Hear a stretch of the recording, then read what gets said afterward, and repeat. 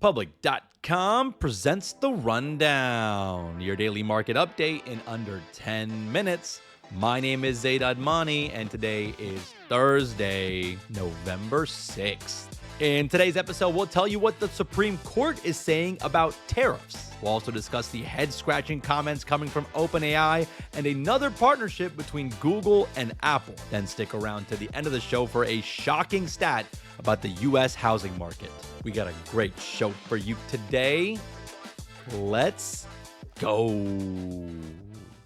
Markets rebounded on Wednesday with the S&P 500 up 0.4% and the NASDAQ gained 0.7%. Crypto also saw a nice bounce back. Bitcoin is now back above $104,000 after dropping under $100,000 earlier this week. Now, the big headline yesterday was regarding tariff news coming out of the Supreme Court. Supreme Court started hearing arguments on whether President Trump's tariffs are legal under the International Emergency Economics Powers Act, and early signs suggest that the justices are skeptical. Several justices hinted that President Trump may have overstepped his authority, which means that some or even all of the tariffs that he issued under the Emergency Economic Powers Act could be struck down. And if that happens, the U.S. government would have to refund the tariffs collected under the act, which could be over $100 billion. So yeah, this adds more to the tariff drama. Now, the justices aren't expected to make a ruling anytime soon, so this legal cloud could hang over the markets for months. That's the theme of 2025, just more uncertainty. And I'm still not sure if the tariffs being struck down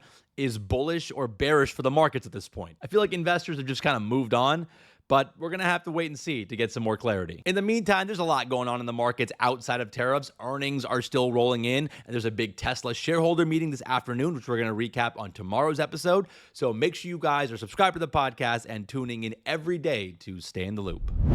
Let's run through some headlines, starting with OpenAI. Turns out OpenAI isn't planning to IPO anytime soon. At the Wall Street Journal's Tech Live conference, OpenAI's CFO Sarah Friar said that an IPO is not on the cards right now. That's contradicting to what CEO Sam Altman said just a couple of weeks ago. Sarah Friar said the company is still focused on scaling their business and building out their infrastructure. Now, there's still a ton of questions on how OpenAI plans to pay for all the infrastructure build out. OpenAI is expected to spend more than $600 billion over the next few years on infrastructure, but the company's revenues are only around $13 billion a year. Now, those revenues are expected to grow, but it's still not going to be enough to pay for all the build out. So then the CFO made a very interesting comment that's getting a lot of attention right now. She said that OpenAI hopes that the US government might backstop the financing of future data center deals. Essentially, she wants the US government to help pay for the data centers for OpenAI. That comment did not go over well. Expecting the US government to fund OpenAI's ambitions to create a technology that could potentially replace people's jobs,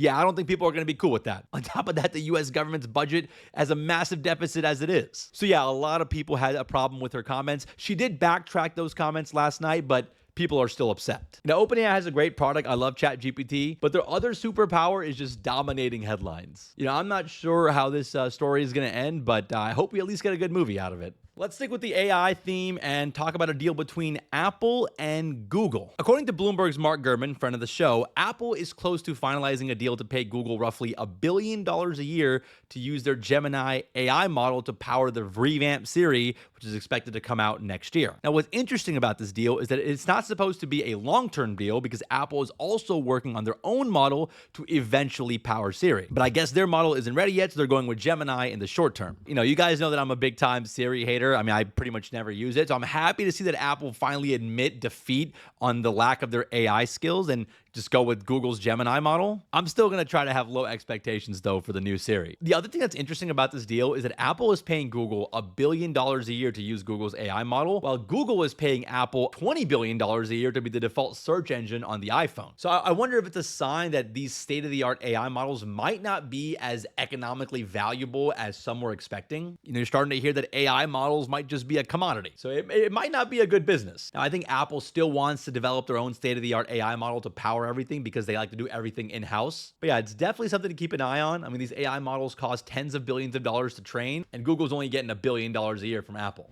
Let's talk about some stocks making moves today. Figma stock is jumping this morning after the design software company beat on Q3 earnings estimates and raised its full-year outlook. Revenues for the company came in at $274 million, which topped estimates, with sales up 38% year over year. The big driver for Figma last quarter was their new AI design tool, Figma Make, which helps users instantly generate app interfaces using generative AI. CEO Dylan Field said that 30% of their largest customers, those who spend over $100,000 a year, are now using Figma Make on a weekly basis. So that's a pretty strong adoption curve for a product that launched just this past summer. So investors were pretty excited about that. Figma stock is up around 4% this morning in reaction to the earnings. If you zoom out though, Figma stock is still down more than 60% from their IPO peak. Now, sticking with the winners here, Snap stock is surprisingly up this morning after beating on revenue estimates and announcing a major new AI partnership with Perplexity. This AI deal is worth $400 million, and Perplexity's chatbot will soon be built directly into Snapchat's inbox starting next year. Snap CEO Evan Spiegel said it's part of their plan to make Snapchat a platform where leading AI tools can connect with users in a creative and trusted way. Not gonna lie, I don't really get what the vision is here, but the market seems to like it, and Snap stock is up nearly 20% this morning in reaction to this news. Now, on the flip side, DoorDash is getting cooked this morning after the company missed earnings, and they told investors they plan to spend several $100 million over the next year to build out a new global tech platform. The rumor is this platform might be a point of sale system, kind of like a Square or a Clover. On top of that, DoorDash closed on their $3.9 billion acquisition of Deliveroo, which expands them into the UK market. And they also showed off an autonomous delivery robot called Dot. But, investors aren't loving all the spending from the company. And as a result, DoorDash stock is down more than 10% this morning. And finally, we got Duolingo. Their shares are plummeting after the company's forecast for bookings came in below expectations. Duolingo says they're focusing less on monetization and more on improving the learning experience for their users. And investors did not like that comment. Shares are down nearly 25% this morning at the time of this recording. Let's wrap the show with a fun fact. The average age of a first-time homebuyer in the US just hit a record high of 40 years old, according to new data from the National Association of Realtors. What's crazy about this stat is that the average age of a first-time homebuyer was 33 just 4 years ago. In fact, the average age of a first-time homebuyer was early 30s for most of the last 40 years. But since 2021, the average age has shot up. And this stat is just the latest example of how unaffordable the housing market has become in the US over the last 4 years. The median price of a house in the US is now around $415,000, which is up more than 50% since 2019. And you add in the fact that mortgage rates are now more than double what they were from just a couple years ago, pretty much everyone in their 30s is getting priced out from buying a house. The housing market in the US is such a mess, and there's so many downstream economic impacts from it as well. We might have to do a deep dive about it. It's a little depressing, but it is very interesting. Well, all right, guys, that's the rundown for today. Hope you guys enjoyed today's episode. If you did, and you have like 8 extra seconds, consider giving us a 5-star rating on Apple, Spotify, YouTube, wherever you listen to your podcasts. And if you are listening on Spotify, don't forget to vote in today's Spotify poll. Leave us a comment on Spotify.